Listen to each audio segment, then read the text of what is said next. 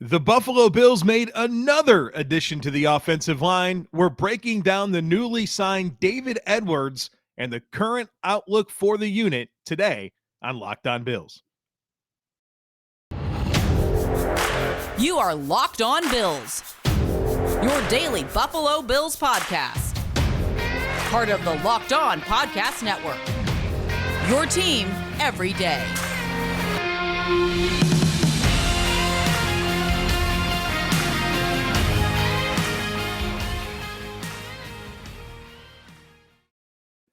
What's up, Bills Mafia? It's Joe Marino, author of Go Bills and Buffalo's Run, also the co-host of the Locked On NFL Scouting podcast, and I'm your host of Locked On Bills. I want to thank you for making Locked On Bills your first listen every day, and please be sure to subscribe for free on YouTube or wherever you listen to podcasts. We're part of the Locked On Podcast Network, your team every day.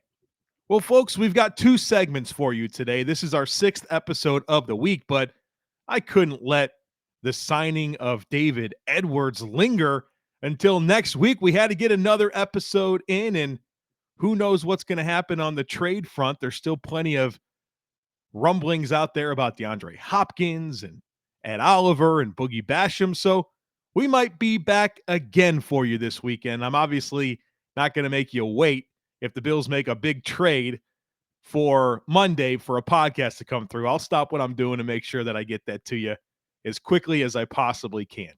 But today we're focusing on David Edwards and then just a general outlook for this offensive line as it continues to take shape here this offseason. But we'll start with the newest addition, David Edwards. I'll present him just like I did Damian Harris and Trent Sherfield and Deontay Hardy and Connor McGovern.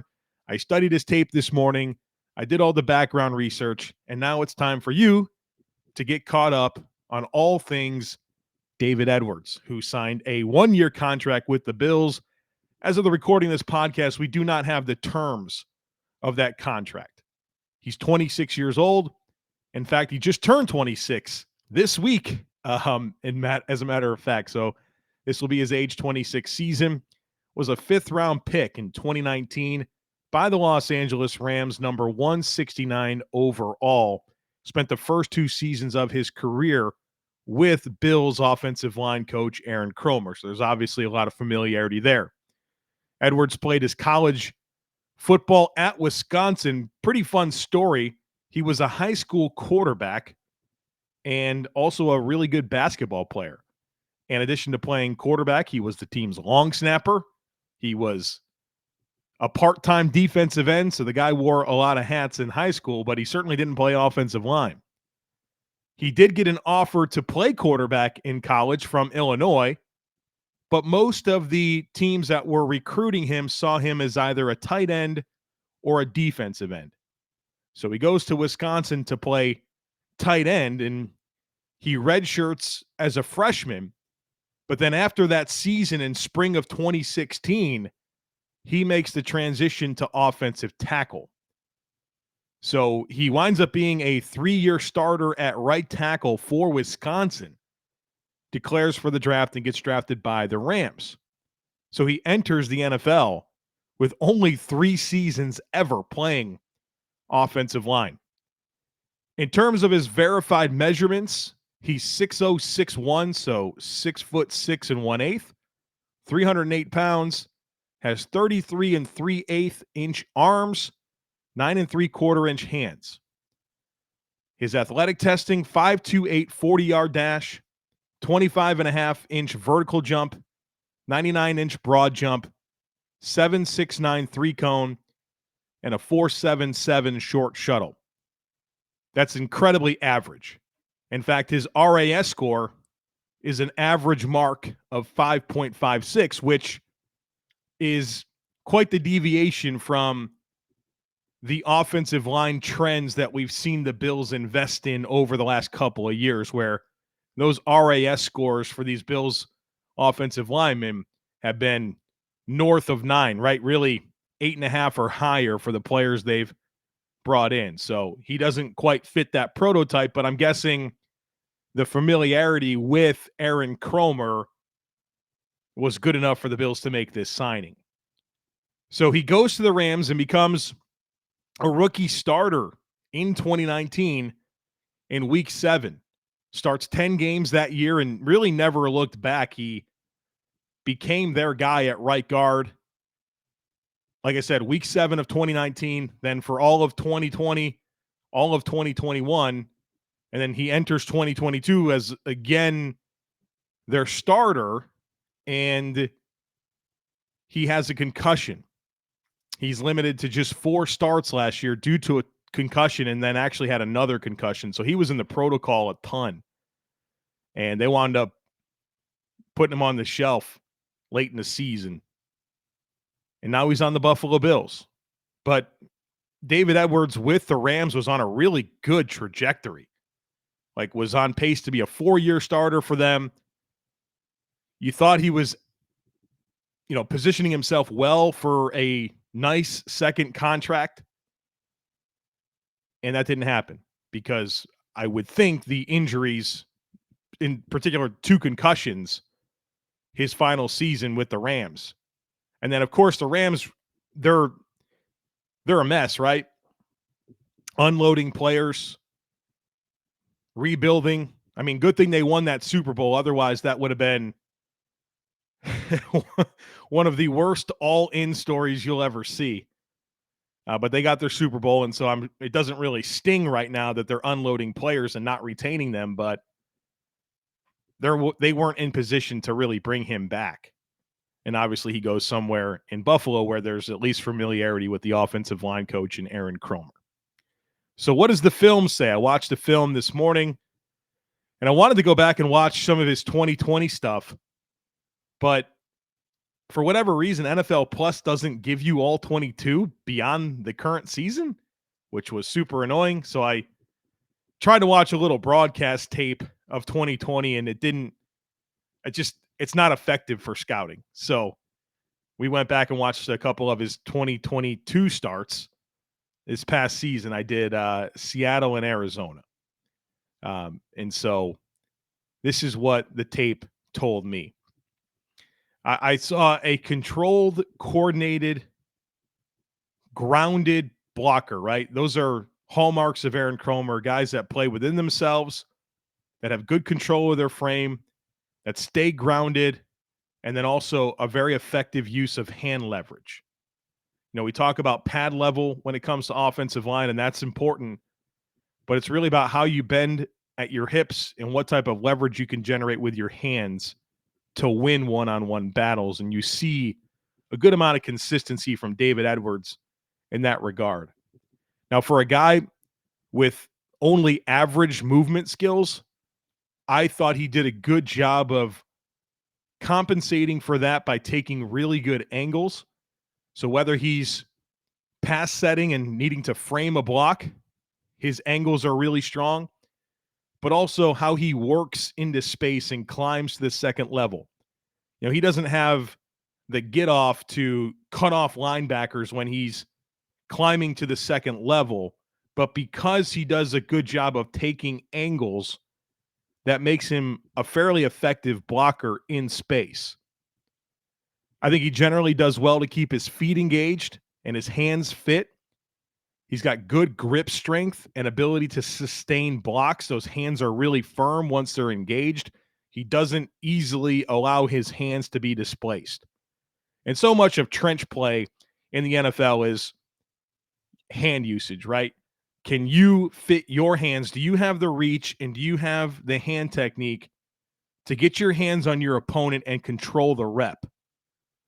And we'll talk about some concerns that I have there with David Edwards, but once his hands are fit, I see good grip strength and ability to stay latched and sustain blocks. And one thing that I'll say about watching David Edwards with the Rams in Sean McVay's offense is that this is a very offensive line friendly system. There's a lot of misdirection, which is very advantageous for offensive linemen. There's a lot of built-in angles that make things easy for an offensive lineman to gain an advantage in a rep. Now, I'll say that David Edwards is a smart player that functions well in the scheme, He's got really good timing and awareness. But I am mindful of how O-line friendly I believe Sean McVay's system is. And certainly that's an asset to any player. And of course, this is through the lens of David Edwards, and so I want to acknowledge that. With Edwards, he has a very likable temperament, very competitive, stays looking for work. He's a guy that I would say is busy out there. Even when he's uncovered, he gets his eyes to spots where he can help. He follows the play. He stays engaged. There's a really nice competitive temperament about the way he executes. So there's a lot to like. Now, as for the concerns, I mean, last season is a concern. In the concussion protocol twice, his market was very clearly modest. I thought someone would sign him to be a starter. And like we talked about, the Bills are a good spot for him due to the Cromer familiarity, but I don't think with the Bills, his path to a starting role is clear. And we'll talk about that more in the next segment. But that's definitely something that I'm mindful of. It's not lost on me that this guy had good tape for 3 seasons, and then last year for the Rams and himself, it just didn't go well, and now he's a third-wave free agent signing that's likely a depth player. Really kind of flies in the face of the career trajectory that he was on. That's the NFL for you, right? Things change quick. So that's something that I'm mindful of when it comes to concerns. I will say that for as controlled as he is, when some of those more twitchy interior pass rushers challenge his ability to quickly redirect and stay square in pass protection, you can tell he doesn't have the foot quickness and ability to consistently stay square, and that will sometimes force him to fold at the waist, right, which is not what you want. You don't want to fold at the waist. You want to stay leveraged with your hips and bend at your knees. And that leads to him getting a little bit top heavy in pass protection. And so when that happens to you, you lose control. You're not going to block anybody in the NFL when you're folding at the waist, you're top heavy, and you're not staying under control. And you didn't see that show up a ton, but some of these twitchy pass rushers that can line up as a 3 technique and shoot that A gap and cross face and really stress you to redirect, or guys with those dynamic inside rips, or can come back with a spin counter type stuff. That really put a lot of stress on him to redirect and stay engaged and have the movement skills to really stay on top of those blocks. And so I saw that creep up from time to time. I have a minor concern about hand carriage. He's a guy that tends to hold his hands a bit low, and what happens there is it elongates some of his punch because his hands are kind of more towards his side. They're not ready to fire, and when they're lower down like that, it can lead to some issues gaining initial hand positioning to win reps. And so sometimes they can be low and then a little bit wide with his strikes. So teachable stuff, but I thought that got him in trouble a few times. But overall, really likable film. I'm honestly surprised he didn't appear to have more of a market. If you guys remember my mock offseason, I signed him to be the starter, right? Like, I was comfortable with that type of trajectory for him, and hoping that the concussion stuff of 2022 was a blip in the radar and he can get his career back on track. So he's a likable player. I really enjoyed his film. I think in some ways you wish you can combine him and Connor McGovern to be one player. But it's very clear that they signed Connor McGovern to be the starter and they signed David Edwards to be a backup, and probably a guy that's only a 2-hole backup at both guard spots. Doesn't have experience at center. Now, he played right tackle in college, but I don't think he's a good projection to tackle in the NFL, given modest movement skills, and he's not super long. And then I talked about some of those issues with hand carriage being a touch low and a bit of a tardy punch at times, and that's going to be a real problem at tackle. So I think he's a 2-hole guy at both guard spots, which would actually fall under concerns, right? You want a little bit more versatility than that when it comes to your backups. But we'll talk about the overall makeup of the Bills' offensive line here in just a moment, because I think it's pretty fascinating how this is shaping up. But first, I need to tell you about Built Bar. In fact, the Built March Madness bracket is here. We know that you have a favorite bar or puff, and now it's time to make it count. So go to builtmarchmadness.com to vote for your favorites. You know, I'm going to be voting for the brownie batter puffs. Those are my favorites. Whatever bar or puff you like, support it. Head on over to builtmarchmadness.com and vote. And when you vote for your favorite, you're entered into a drawing where 50 lucky Locked On listeners will get a free box of Built. But not only that, somebody is going to win a 12-month subscription to Built to have the best bars or puffs delivered monthly straight to your door. And folks, if you haven't tried Built Bar, what are you waiting for? These are the best tasting protein bars ever. Seriously, they're so good. They're covered in 100% chocolate, low calorie, low sugar, high protein. If you're looking for more lean protein, you got to get Built Bars into your diet. And in fact, like I said, they're covered in 100% real chocolate. So run on over to builtmarchmadness.com right now to vote for your favorite bar or puff and pick up a box while you're there. You can vote every day in March, so hop in and support your pick. The tournament is heating up, and now is the perfect time to download FanDuel, America's #1 sportsbook, because new customers get a no-sweat first bet up to $1,000. That's bonus bets back if your first bet doesn't win. Just download the FanDuel Sportsbook app. It's safe, secure, and super easy to use. Then you can bet on everything from the money line to point scores and threes drained. And there's simply no better place to put down your bets than FanDuel. Plus, FanDuel even lets you combine your bets for a chance at a bigger payout with a same-game parlay. So don't miss your chance to get your no-sweat first bet up to $1,000 in bonus bets back when you head on over to FanDuel.com/lockedon. That's FanDuel.com/lockedon to learn more. Make every moment more with FanDuel, an official sports betting partner of the NBA.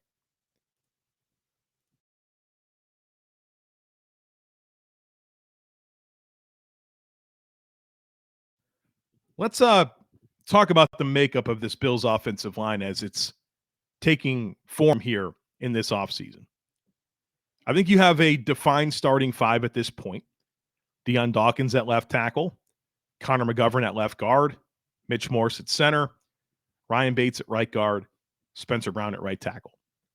And one thing that I keep saying at every opportunity is that these guys are signed, obviously, for this year. They're all signed for next year. It's probably the position group on the team, maybe outside of corner, where you have yourself really kind of committed to your direction. Now, things can change. Obviously, a guy can be better than a guy, and they'll take their job, or the Bills could draft somebody and supplant somebody. That's definitely all possible. But I think it's fair to look at this right now and believe to some extent that the Bills feel like they have their starting five potentially this year and next. Now, we'll see. A lot changes. A lot can change quick. Injuries, performance, all of that. But I think that's your starting five. Then you have locked up as key reserves David Edwards, who I think will be your first guy off the bench at left guard and right guard. You've got David Quessenberry, who I think is your first guy off the bench at left tackle and right tackle. You've got Ike Bucker, who gives you options on the interior. 3 spots, right? He can play center and both guard spots. And then you have Tommy Doyle, who last year was being trained to play 4 spots, both tackle spots and both guard spots. So you just have a lot of versatility with your backups.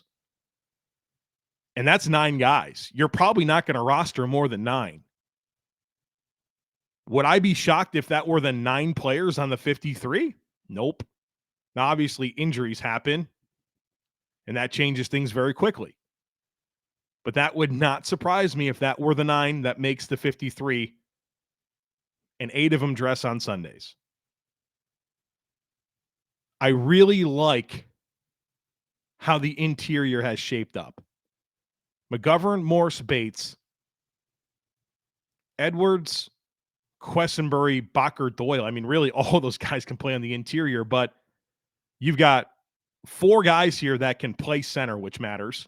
Morse, Bates, McGovern, Bacher. And so you feel like you have plenty of guys that can snap. And from there, you can move players around as needed. If your second best center is Ryan Bates, then you can feel pretty good about if Morse goes down, you slide Bates to center and put David Edwards in at right guard. And so I just think there's a good mix of versatility here and interchangeability in some ways. I think the Bills' interior is looking pretty strong. Now, is there an elite player there? No. I mean, Mitch Morse is certainly an excellent center, Pro Bowler last year. Have a ton of respect for him, but do you have a dominant player amongst those interior guys? No. And then at tackle, Dawkins and Brown. I know people are mostly down on Spencer Brown after 2 seasons, which I can understand. I don't think he's been a consistent player. But to me, it's about the upside there. Really, really special physical ability. A guy that needs more reps, right? He played tight end in 8-man football in high school, 2 seasons on the offensive line at Northern Iowa, doesn't play football at all in 2020. Winds up being a starter in week 4 in 2021, has some injuries, and 2022 happens, and that offseason's all about rehabbing from back surgery that made him miss a lot of key developmental time. And so this is obviously a huge year for Spencer Brown, but he's got to put it all together. I think his growth is as big of a thing for this offense as anything, right? We talk about the quick passing game, slot receivers, speed, more physical rushing attack, more tight end production. All of that matters, but I'm not sure anything is more important than Spencer Brown's development at right tackle. And I think he's going to have every opportunity to do it. And that's certainly leaning into a lot of the comments that Brandon Beane has made about him. And even Sean McDermott. So I think it's his job to lose. And do we love David Quessenberry as that hedge, right? That's your guy. Like, that's your fallback option. Spencer Brown doesn't take a step.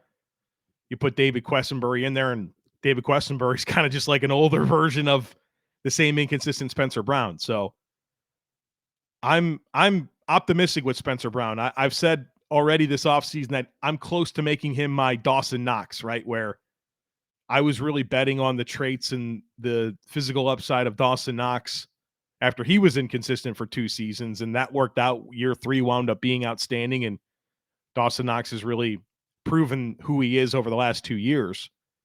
And let's hope that that same thing happens for Spencer Brown. It's that year 3 season that Sean McDermott mentions about how you really find out who a player is in the league. My understanding is that he's healthy, ready to attack this offseason, do all the stuff to position himself to play really well. But obviously, I think that's the spot where we're all a little uncomfortable. And maybe some of us, and I'm in this bucket, feel somewhat optimistic about the trajectory there. And so I'm very hopeful based on physical upside, his work ethic, and that he's got a little time on task under his belt, and he's positioned well to take a step. Now, for as much as I think the group is taking form, I would like to see some draft picks or a draft pick added here. All of those starters are locked up for the next 2 seasons, but none of the backups are. Except for Tommy Doyle. I think Tommy Doyle has 2 seasons left this year and next. So adding more long-term developmental, low-cost options is a good idea here. I know Brandon Beane's done well to add like low-cost veterans to come in and fill out the depth, and he's found a way to do this every single year. And I'm sure he can continue to do some of that, but having another meaningful developmental piece here is something that I think is absolutely necessary. Especially because 4 of your 5 starters, you're paying market level contracts to. Those are not guys on rookie deals. So I would want some intriguing developmental guys here in the pipeline. So that's what I'm hoping for from a draft perspective. But it's shaping up to be pretty good. Maybe it's not the upgrades you were hoping for, but Connor McGovern is an upgrade to Roger Saffold. That is for sure. David Edwards is an upgrade to the depth of the interior offensive line. So maybe it's more incremental. I don't know. I mean, if you upgrade a spot, a starter, 1/5 of your starting offensive line got better, and your key interior backup is really strong in David Edwards. So I don't look at this offensive line and come away not thinking it's improved. I do believe it's improved. Did they add a top shelf player that's going to change the course of the unit? No, that didn't happen. But McGovern's better than Saffold. And David Edwards is a nice addition to the middle of this offensive line from a depth perspective. And we know the Bills have used their offensive line depth. It's happened every single year. Every single year. And I don't think 2023 is going to be any different. So I'm feeling pretty good here. Now, I would say at other positions offensively, whether it's wide receiver or running back, the improvements were maybe more incremental. Deontay Hardy, Trent Sherfield, that elevates your wide receiver 4 and 5. And it gives you a little bit more versatility in a number of different ways, whether it's alignment, areas of the field, special teams. Damian Harris, I'm not going to sit here and try to convince you that he's a better player than Devin Singletary, because I think Devin Singletary had a really good stretch with the Bills. Very dependable, consistent football player. But I think for the skill set that the backfield needed, I could be convinced that Damian Harris is the right type of player to introduce alongside Nyheim Hines and James Cook. Hopefully James Cook in year 2 is a better player than in year 1. Hopefully Nyheim Hines in his second season with the team, with a full offseason to onboard, he'll be a better player. So you can be convinced that the running back situation is better. So offensively, while there's still probably some additions coming, I feel like the team has taken a step. Defensively, no. Tremaine's not here. I'm concerned about defensive tackle. I'm concerned about defensive end. Like, your front 7 on defense is not as good as it was last year.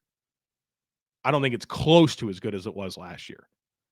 And so that's kind of an area where I'm really thinking about this team addressing with draft picks and, of course, with whatever moves come. And so we're obviously going to track it all. We're still on DeAndre Hopkins watch. We're still on Ed Oliver watch. Boogie Basham's had some weird tweets out there, right? So we're going to see what happens here, but we'll stay glued and plugged to, I guess, social media to find out what the heck's going to happen here. And if something breaks, I'll get on this podcast feed as quickly as I can.